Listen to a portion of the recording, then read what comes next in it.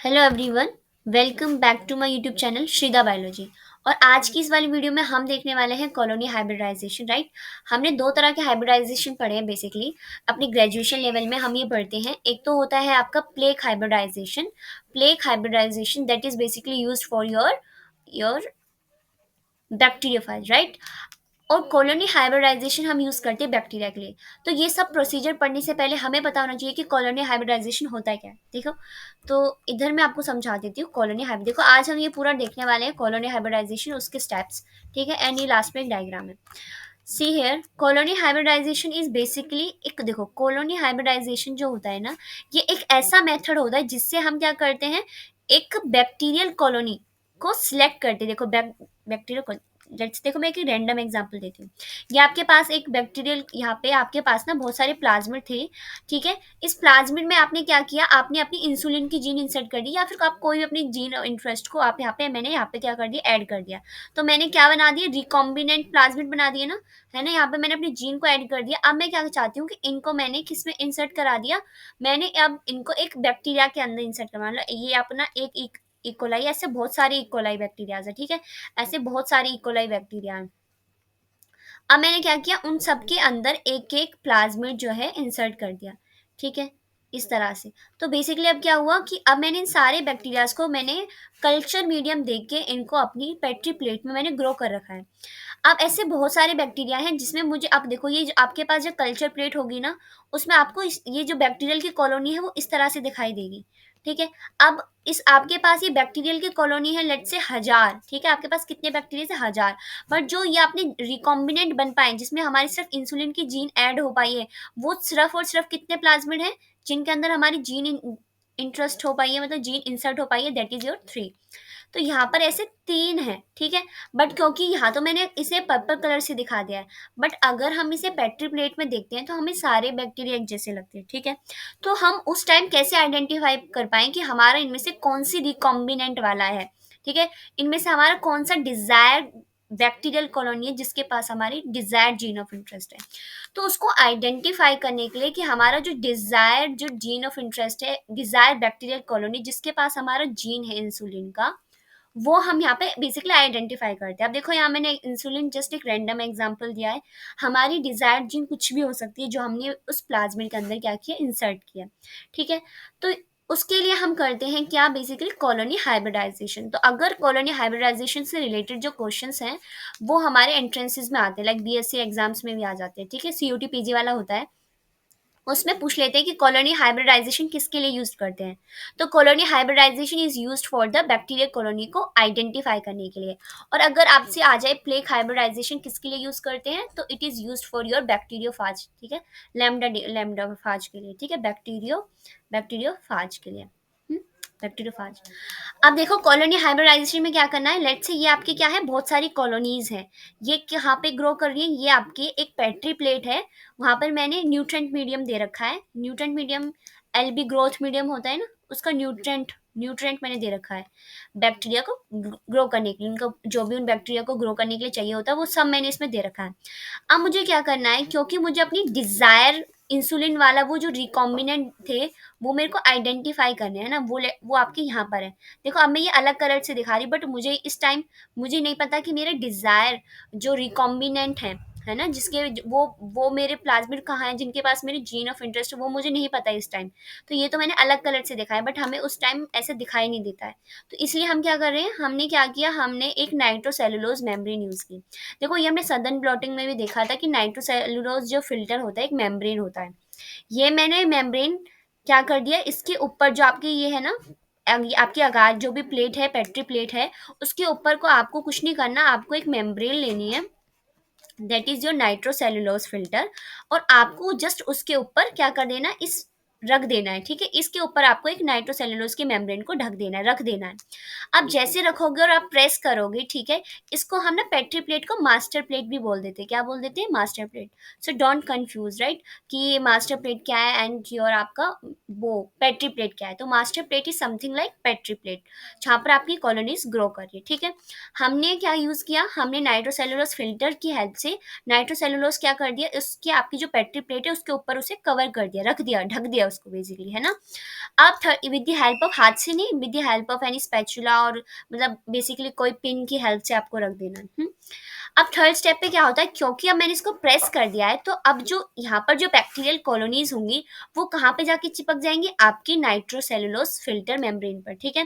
देखो अब क्योंकि मैंने अभी बताया था कि जब हम इनके ऊपर कोई भी, अब तुम सोच के देखो ना, अगर मैं इसके ऊपर कोई कागज रख दूं तो ये जो बैक्टीरियल कॉलोनीज है वो किस पे चिपक जाएंगी, कागज पे चिपक जाएंगी। तो जब मैंने इनको निकाला तो मैंने देखा कि जो वो कॉलोनीज थी वो किस पे स्टिक कर गई हैं, हमारी मेम्ब्रेन पर स्टिक कर गई, और यही हमें कराना था।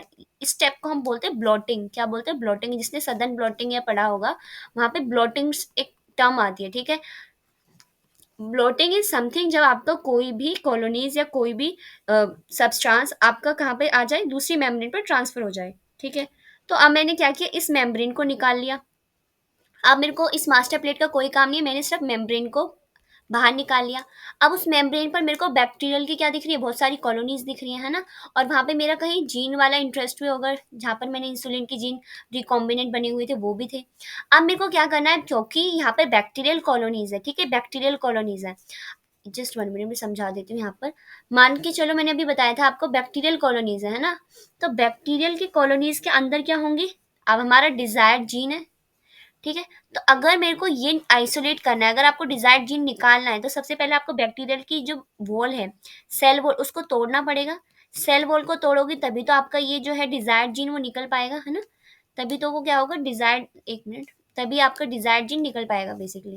तो सबसे पहले हमें क्या करना है, बैक्टीरिया की जो सेल वॉल है उसको ब्रेक करना है, तभी हम अपनी डिजायर्ड जीन को बैक्टीरिया से बाहर आइसोलेट कर पाएंगे, ठीक है? तो मैंने क्या किया, बैक्टीरियल जो है ना, बैक्टीरिया की जो सेल वॉल है उसको मैंने क्या कराना है, डिकम्पोज कराना है, डिग्रेड कराना है ना? बेसिकली होल क्रिएट कराने, ताकि जो मेरे डिजायर्ड जीन है वो बाहर निकल आए, ठीक है?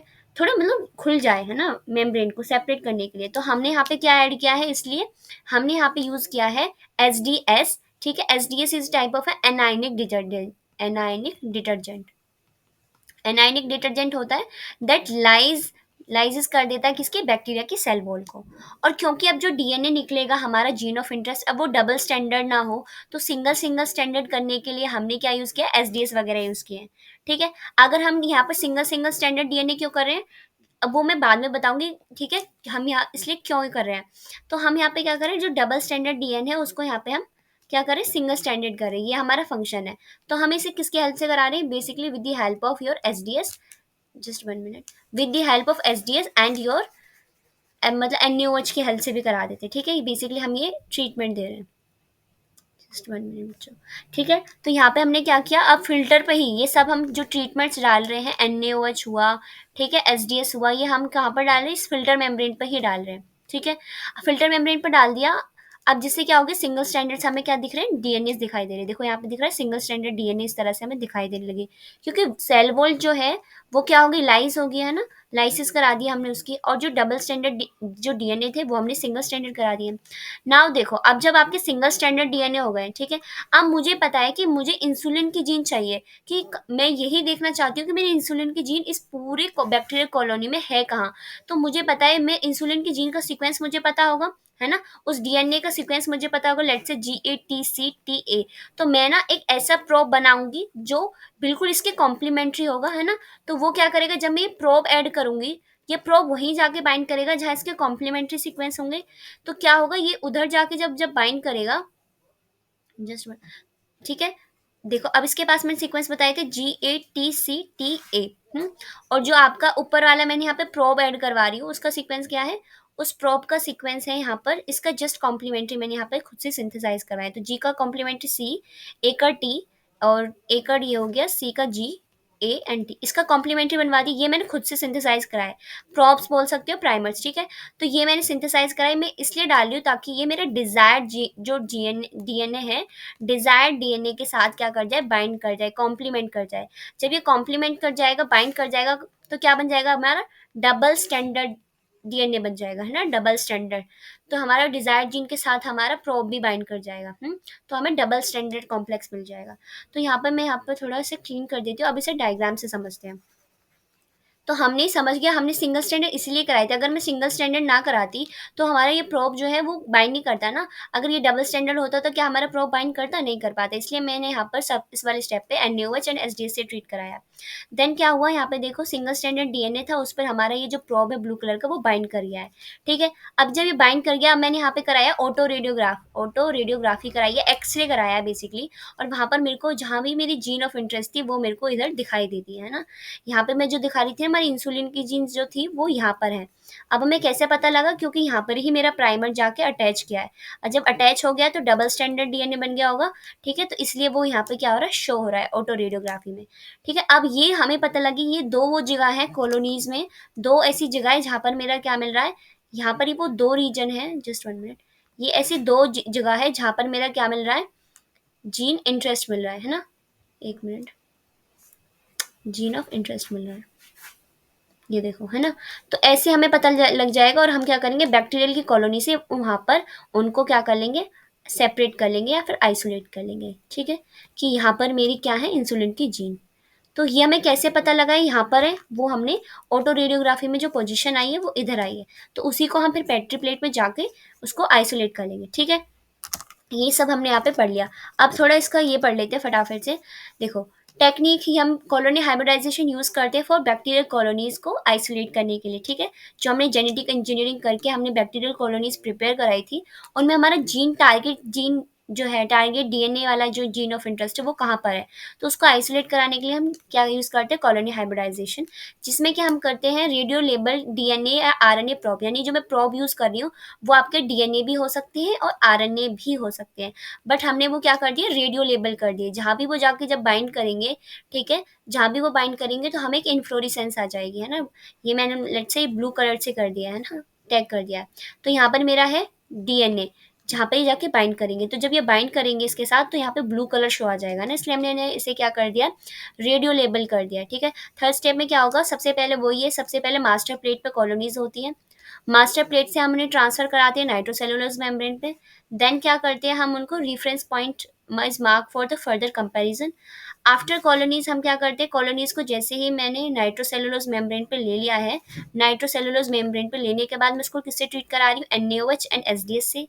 क्यों यूज कर रही हूँ, क्योंकि एसडीएस इज एनाइनिक डिटर्जेंट और एनएओएच क्या करते हैं, डबल स्टैंडर्ड डीएनए को सिंगल स्टैंडर्ड कर देंगे। एंड एसडीएस क्या करता है, बैक्टीरिया की सेल वॉल को लाइसिस कराता है। जिसकी वजह से क्या होगा, मेरा जो जीन ऑफ इंटरेस्ट था, मेरा जो डीएनए है वो बाहर क्या हो जाएगा, निकल आएगा, है ना। फिर हमने प्रोटीनेज भी ऐड किया, क्योंकि जब डीएनए निकल के आ रहा है तो उसके साथ प्रोटीन्स भी बाइंड होंगे, हिस्टोन प्रोटीन्स। तो वो प्रोटीन्स तो मुझे नहीं चाहिए, तो उसको डिग्रेड कराने के लिए मैं यहाँ यूज़ करी प्रोटीनेज। ठीक है, फिर क्योंकि मैंने क्या कर दिया, अब उसको निकाल लिया है। ठीक है, ये सब एस डी एस एन्यूस को ट्रीट करा रही हूँ मैं किस पर, नाइलोन जो आपकी नाइट्रोसेलुलोज की मेम्ब्रेन थी, वहीं पे मैं किसके ट्रीट करा रही हूँ, एनयूएच एंड एसडीएस की। फिर उसके बाद मैं इसे थोड़ा बेक करती हूँ इस मेम्ब्रेन को। ठीक है, कितने 80 डिग्री सेल्सियस टेम्परेचर, क्यों, ताकि जो मेरी यहाँ पे कॉलोनीज थी वो अच्छी से चिपकी रही है ना, अच्छी से स्टिक हो जाए, इसलिए मैं 80 डिग्री सेल्सियस पे मैं बेक करा रही हूँ। फिर मैं क्या डालूंगी, अपना प्रोब डालूंगी, हाइब्रिडाइजेशन प्रोब, ये वाला जो भी मैं बता रही थी। यहाँ पर हम अपना हाइब्रिडाइजेशन प्रोब डालते हैं, ये प्रोब उधर ही जाके बाइंड करेंगे जहाँ पर आपका डिजायर्ड जीन ऑफ इंटरेस्ट होगा।